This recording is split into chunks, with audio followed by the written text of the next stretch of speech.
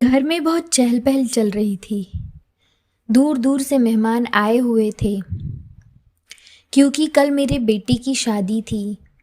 मैं भी बहुत खुश थी, पर खुशी से ज़्यादा मुझे एक डर सताए हुए था। डर इस बात का कि कहीं पिछली दो शादियों की तरह भी इस बार भी शादी की पहली ही रात मेरे बेटे की दुल्हन उसे छोड़कर ना चली जाए। हाँ, मेरे बेटे की ये तीसरी शादी है।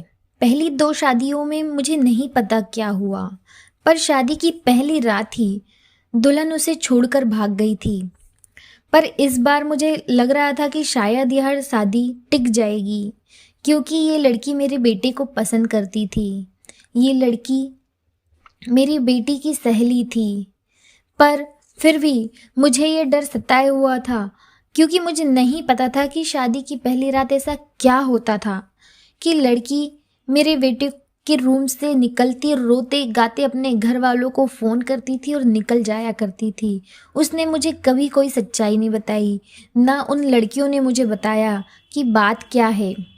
अब ये तीसरी शादी थी, मैं शादी तो कर रही थी मेरे बेटे की, पर मुझे डर था कि कहीं मैं उस लड़की की ज़िंदगी ख़राब तो नहीं कर रही हूँ। मेरे पति भी नहीं हैं, इसलिए मुझे अपने बच्चों की चिंता रहती है। बेटे की ये तीसरी शादी है, मैं चाहती हूँ कि उसकी शादी अच्छे से हो जाए, फिर मैं अपनी बेटी की भी अच्छे से शादी करूँगी। शादी की तैयारी करते करते रात हो गई और हम सब लोग सो गए। दूसरे दिन बारात निकलना था, इसलिए मुझे सोने में 3-4 बज गए थे। सुबह हुई, सब लोग हंसी खुशी से इधर उधर चहल पहल रहे थे। मेरा बेटा भी बहुत खुश था, तो मुझे लगा कि शायद उसे भी ये लड़की पसंद है और ये शादी इस बार ज़रूर चलेगी। शाम होती है, शादी का समय आता है। बड़े ही अच्छे से मेरे बेटे की शादी होती है। बहू का मैं बड़े ही धूमधाम से घर में स्वागत करती हूँ। घर में आकर वो सबके पैर पड़ती है, सारी रस्में निभाती है। मुझे मेरी बहू बहुत पसंद है। वो एकदम मेरी बेटी की तरह है, क्योंकि मैं उसे पहले से जानती हूँ। वो मेरी बेटी के साथ हमेशा घर आया करती थी।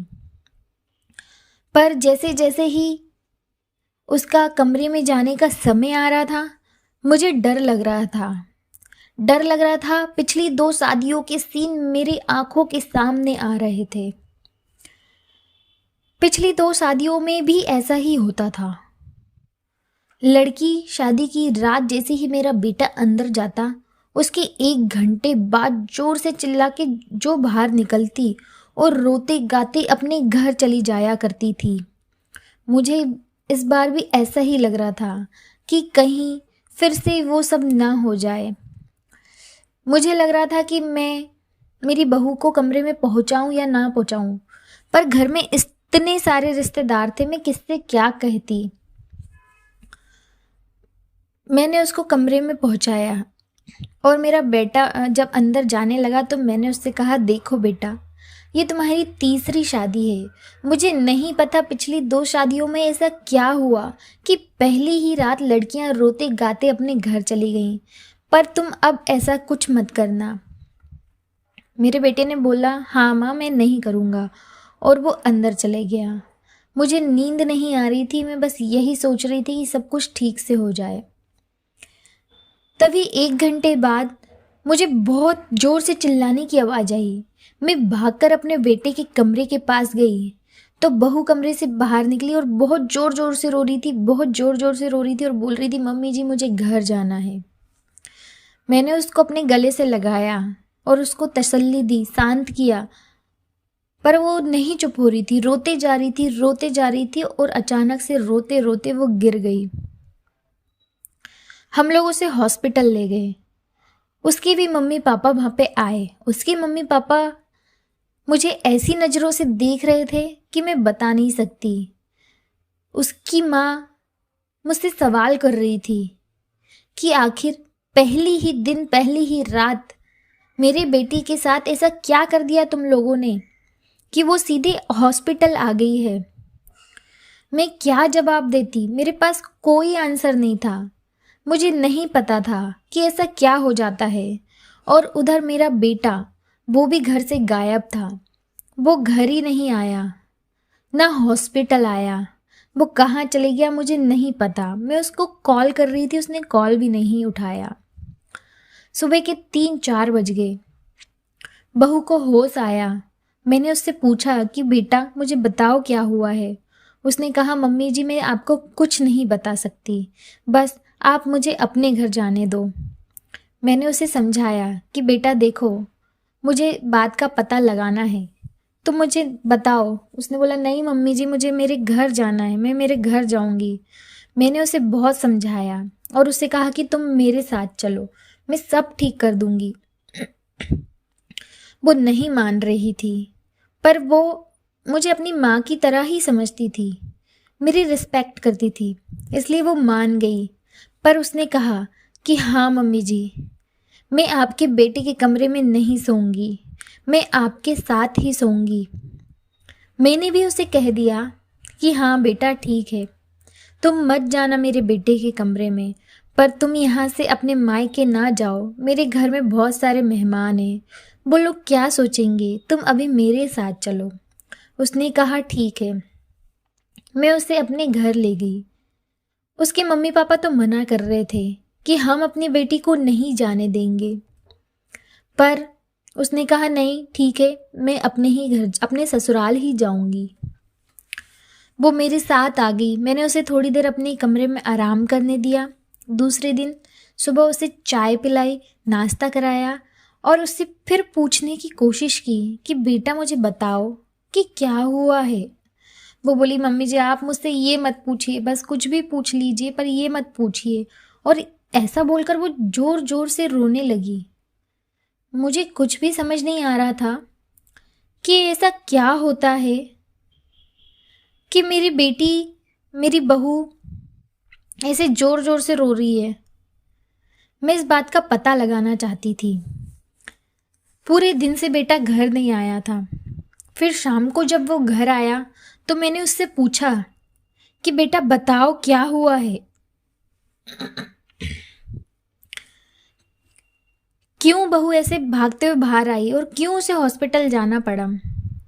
तो वो बोला मुझे नहीं पता कि क्या हुआ है, मैं कुछ नहीं जानता, बस मुझे नहीं पता कि वो लोग क्यों भाग जाती हैं। ये बोल के वो कमरे में चला गया। अब ऐसे दिन निकलते गए, 4-5 दिन निकल गए। मेरी बहू उसके कमरे में तो क्या, उसको देखना भी नहीं चाहती थी।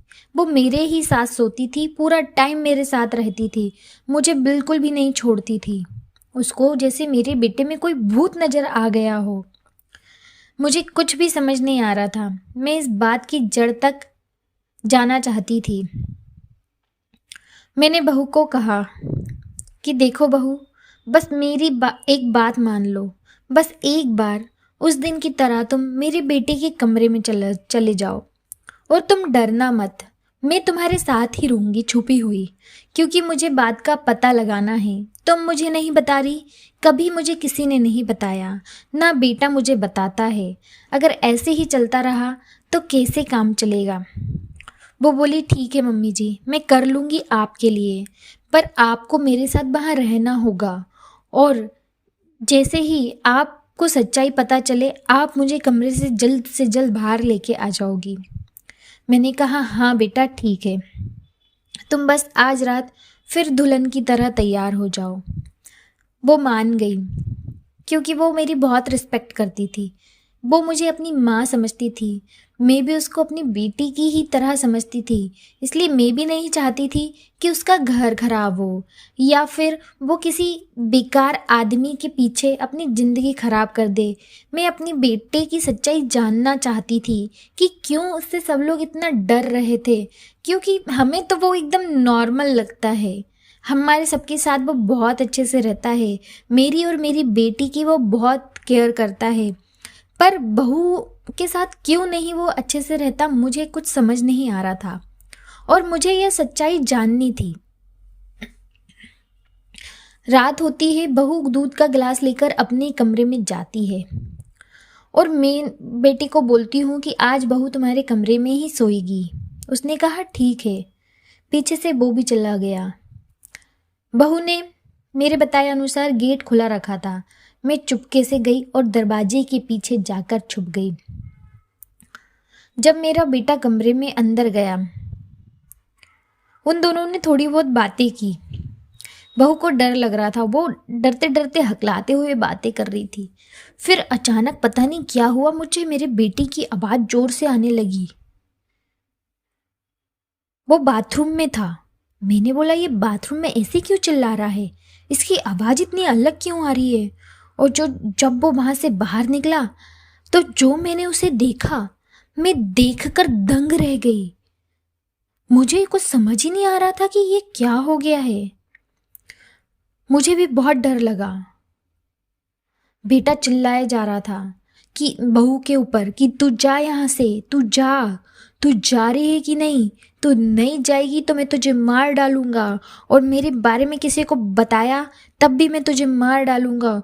और उसकी शक्ल इतनी डरावनी लग रही थी, इतनी डरावनी लग रही थी कि मैं खुद डर गई। मुझे समझ नहीं आ रहा था कि ये मेरा बेटा है या कोई और। उसके चेहरे पर बड़ी सी बिंदी, होठों पे लाली, नैन पॉलिश, और उसने साड़ी पहनी हुई थी मेरी। मैं बहुत डर गई कि ये क्या रूप लेके बैठा है। मुझे लगा कि कहीं से कोई भूत ऊत तो नहीं आ गया। बहू रोते रोते बाहर निकल गई और धीरे से मैं भी कमरे से बाहर निकली।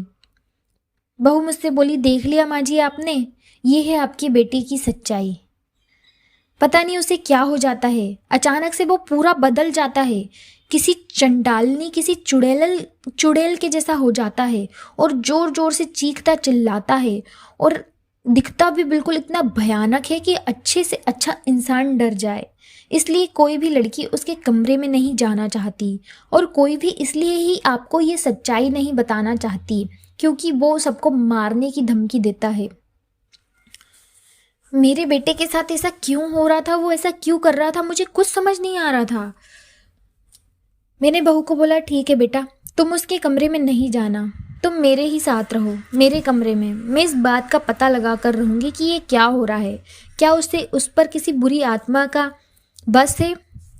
मैं सोचती रही, मैंने बहुत सोचा। 2-3 दिन बाद मैंने पेपर में एक आर्टिकल पढ़ा जिसमें स्प्लिट पर्सनालिटी के बारे में लिखा हुआ था। उसमें किसी डॉक्टर का भी कॉन्टैक्ट नंबर था। मैंने डॉक्टर से बात करी और फिर उनके क्लिनिक उनसे मिलने गई।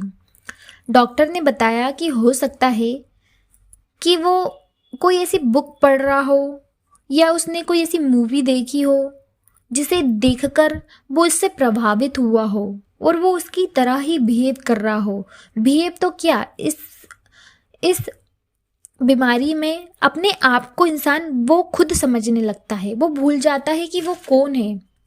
उसे लगता है कि वो जिस चीज़ के बारे में सोच रहा है वो वही है। शायद आपके बेटे को भी ऐसा ही लगता है।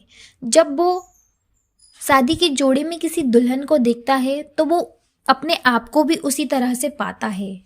आप उसके कमरे को अच्छे से चेक करिए, हो सकता है वो कोई ऐसी बुक पढ़ रहा हो, कोई ऐसी चीज़ देख रहा हो जिससे वो अपने आप को लड़की क्या, एक बिल्कुल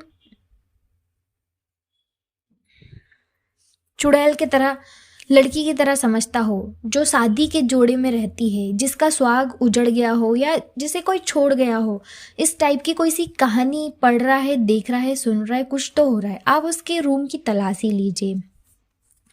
मैंने डॉक्टर की बात मानी और उसके कमरे की तलाशी ली तो उसके टेबल के ड्रॉर में ही मुझे एक बुक मिली जिसमें एक लड़की की कहानी थी जो शादी की पहली ही रात, जिसका पति उसे मारता है, उसे बहुत मारता है, और वो शादी की पहली ही रात मर जाती है।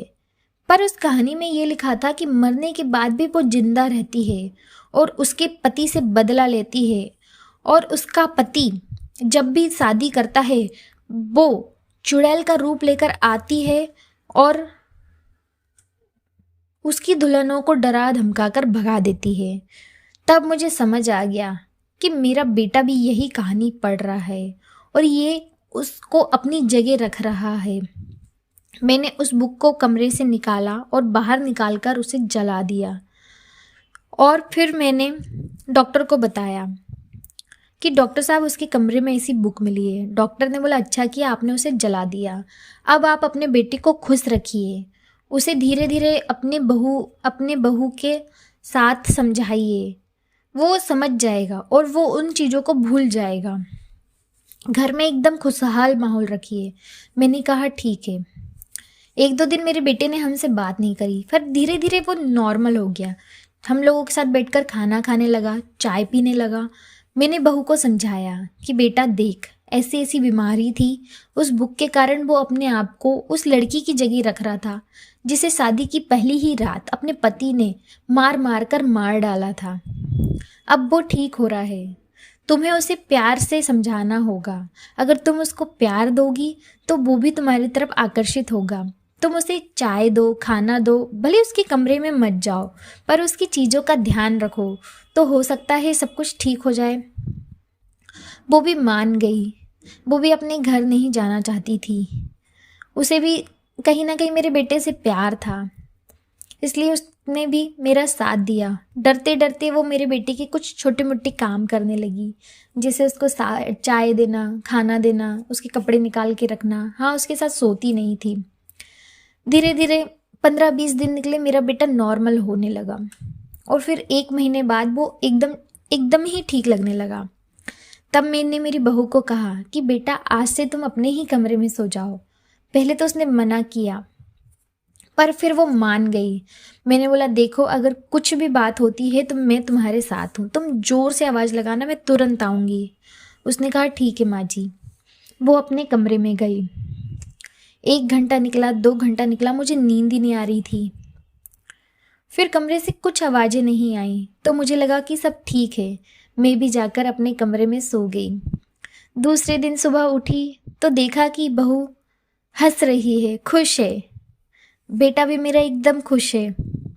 मैंने बहू से पूछा सब ठीक है? वो शर्मा के किचन में चली गई। मैं समझ गई कि सब ठीक है। अब मैं भी खुश थी, मेरी बेटी भी खुश थी। अब मेरे घर में सब कुछ अच्छा है। मुझे लग रहा था कि कहीं मैं अपनी बहू के साथ गलत तो नहीं कर रही हूँ, पर अब वो भी खुश है, ये देखकर मुझे अच्छा लगा।